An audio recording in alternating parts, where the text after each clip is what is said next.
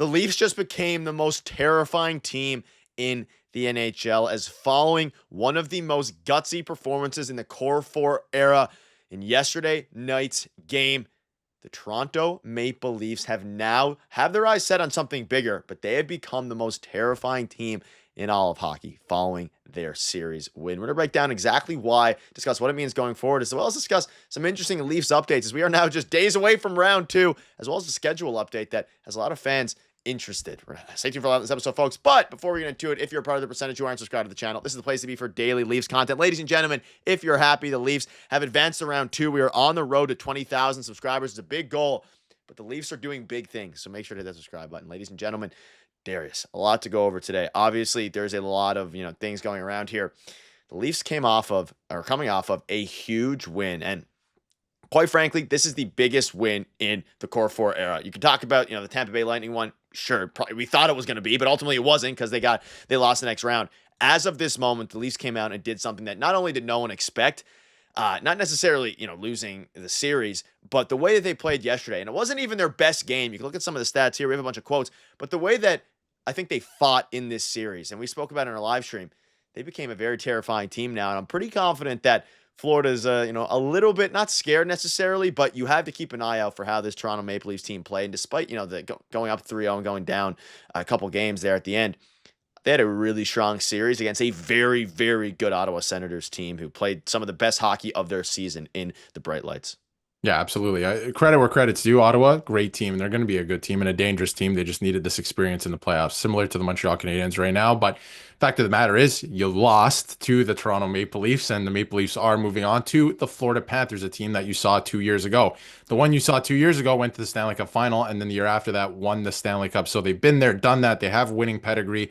Yes, the team is a little bit different in terms of personnel this year, but when you've been there and done that, your core group of players, that's a dangerous team to play. So the Leafs are going to have to watch for that in the second round. We know what the Florida Panthers are about, but I think this Leafs team, what you alluded to off the top, is different. This is different than 2023. This team is built to win in terms of the personnel on paper, whatever you want to call it.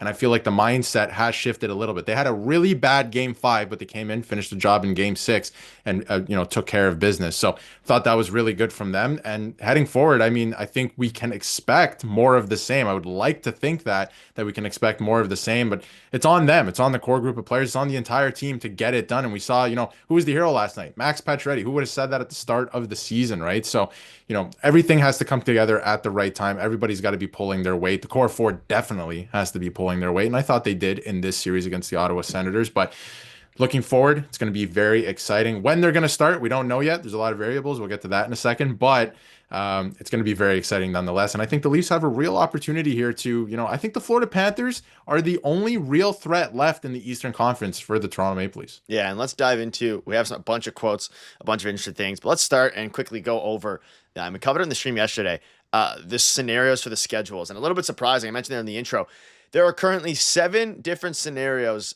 in play. So much depends on what happens in the Western Conference still. Florida, Toronto could start on Saturday, Sunday, or Monday, of course, depending on the outcomes of all these games. So it could start in theory as soon as Saturday. I think the most likely outcome is Sunday or Monday, but this actually, it does matter a lot. If they somehow get dragged and hooked into a schedule and playing on Saturday, that's tomorrow, which is absurd. I don't think that's going to happen, but he did throw it out there. That means Stolarz to get 1 game of rest. I want Stolarz to get rest, and let's not understate how good he was this series. Yes, he had his bad moments. Most players, save percentages go down in the playoffs, just the way that the style of hockey, all these different things, and there's less shots on goal sometimes. Sometimes there's more shots on goal if you're the Edmonton Oilers than the Los Angeles Kings. However, this is the most games in a row that Stolarz has played, especially in the time frame. He's used to being in the past the backup goalie. This rest is needed. I hope it starts on Sunday or Monday, and of course, depending on what happens here. But it's going to be interesting, Darius, because I think this matters a lot more than just, hey, we get to watch hockey on Saturday, Sunday, Monday. Stolarz, this is the most he's ever played in his career. He needs to come out and have a little bit of rest here because he's coming off a very good series, although a very stressful one. Yeah, so the start date of this series depends on obviously the other series because the NHL is not going to start a game one before a game seven, right? It's just not going to happen. So I think if you're a Leafs fan, you're really rooting for the St. Louis Blues right now to, kick that to a game seven on Sunday. Now, there is a scenario where I think the Leafs could play Sunday still at 7 p.m. if game seven, if there is a game seven between the St. Louis Blues and Winnipeg Jets is like at 3 p.m. or something like that. I think that's why there's so many different scenarios. Yeah. But at that point, probably just schedule it for Monday. So I think at this point in time, the most likely scenario is probably game one is going to go at home at Scotiabank Arena on either Sunday night or Monday night. I mean, Saturday is just absurd at this point.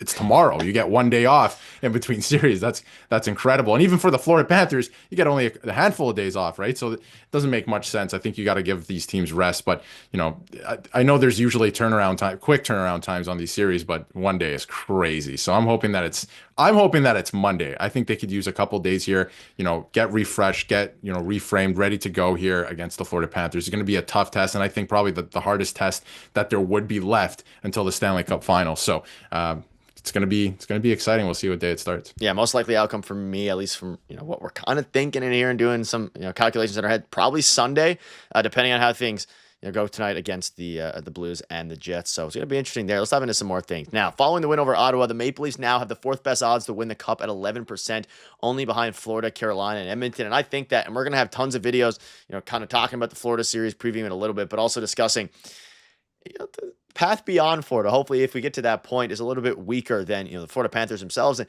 also, you could argue the Florida Panthers this year are a little bit weaker than they were last year when they won the Stanley Cup. And the Leafs have a ton of former Florida Panthers, including our goaltender. So a ton of things to discuss there as well. But surrounding the game, because we're kind of in the moment right now. It's the morning after the win. We'll take this video to discuss kind of how we're feeling, and then we'll kind of dive into that in the future. Do what you do. You're good players. Go do what you've done all year. And that was a message to the team after advancing. He's stayed the course 100%. After the loss, he doesn't care about the core four in the sense of all the stuff that they've done in the past. He wasn't around for that. He does not, which is a benefit now. You got out of the Sheldon Keefe scenario. It's not in Craig Berube's head. If he choked this series, it's just one series, right? Obviously, it would have been a bad one. And they showed that tonight on the Game 6 win. Our captain led the way. And I want to give a huge shout out to William Nylander, who obviously on his birthday won the Leafs the game, to Scott Laughton. And I want to get your thoughts on this. He was acquired at the deadline. I'll get to the quote now in a minute. He did not have a very good beginning to his tenure. He played unbelievable. Funny enough, in the games where the Leafs lost, that's where his best hockey was played. But tonight, he got the game-winning blocked shot, I guess, if you can really call it that. But it turned into William Nylander's game-winning goal. You can see here, unbelievable, just the way I think the entire line has been playing. And you can see since he's come in, he's really taking pride in playing both sides of the puck. He's been hunting, doing the defensive stuff incredibly well, and playing great with that line. So he's been a huge for us, and he's just an unbelievable guy in the room too. And of course, he's locked in. He is 100% locked in. They said in playoff time, that's where he shines. He is worth every bit of the assets they give up for him, Nikita Grabenkin and the first. Seeing him play, he's going to be huge for the Florida Panthers.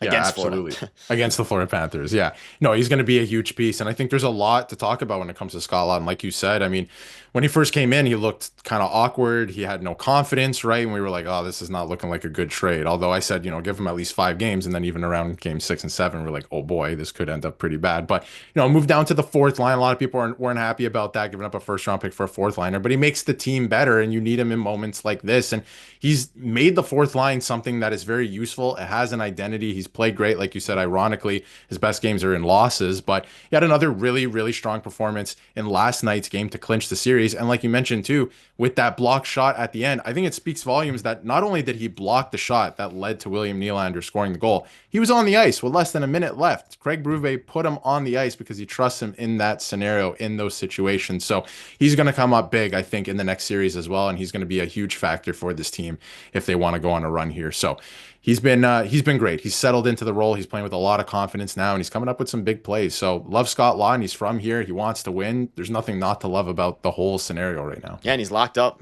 for next year as well on a very team-friendly deal. So again, we're talking about the window of competition and the competitive window. Of course, it's a lot of things, but fantastic to have him going forward. William Nylander as well, obviously a great game. I'll dive into one more quote here, and before we wrap up, of course, we know Chris Tanev came out. He said they were up through doing the series, just kind of some retrospective stuff here. And you think back to, I want to bring this up because I still have it here. Under Travis Green said, I don't think our group has really been facing pressure from the beginning of the series. I do want to give them some credit real quick as well. They played a fantastic series, a lot better than I thought. We were talking about it yesterday, how they may have even given the Leafs a tougher time than some of the other teams, whether it be the Lightning, that, based on how they played. Let us know what your thoughts are on that. I think this goes to show, and I want to bring up, we have a quote from Pacioretty here, who's also new to the team. But this quote from Chris Tanev, I think we're fine. He, again, was a huge addition to the team. He wasn't a part of the teams that have choked in years past. I think that is one of the biggest differences. It's not in their head. The ghost that we live through, they aren't living through. And Max Pacioretty certainly isn't as well. And he said a very touching quote. I've had a lot of conversations with my family and others, my family and others. And I thought that I was done playing a number of times. For him to come out, he was getting ripped on Twitter, ripped on Reddit, ripped everywhere about, the first half of that game. Turnovers, slow in the second line. He wins them the game. Yes, he missed that goal that could have put them up. People were saying, how are you an NHL player and you missed that? It happens. It happens. Matthews did it, as well earlier in the series. Yeah. Max Pacioretty came out and won them the game in a time where we thought that he could have been done for the year a million times. They got him done, and might be the best PTO in Leafs history, unless there's probably some way back. Best PTO in Leafs history in my lifetime. I'll lay it there.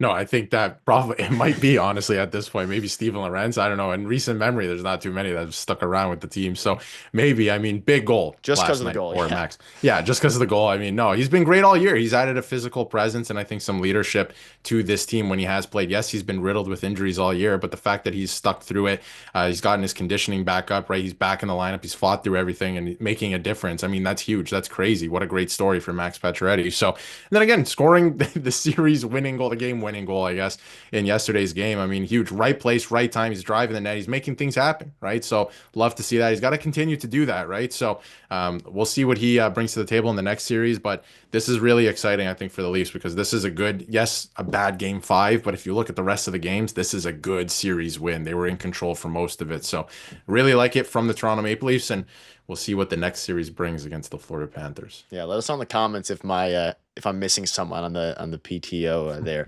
Also, one last thing, I believe I saw a quote that from one of the reporters saying that after Perron scored that goal to tie it up from the Leafs bench, I believe Berube heard or one of the players said, "Let's go get it, let's go win the game." So you love to hear that. The pushback, there was a lot of everyone. I think there was a collective breath hold when they went down or they tied the game. They got it done. It didn't have to go to overtime either for the sake of all of our hearts. And we're right back at it very, very soon. So we'll keep you up to date with all the latest news. Your guys' support's been unbelievable. If you're happy the Leafs won, make sure to hit the like button on this video. Thank you guys for watching. See you later.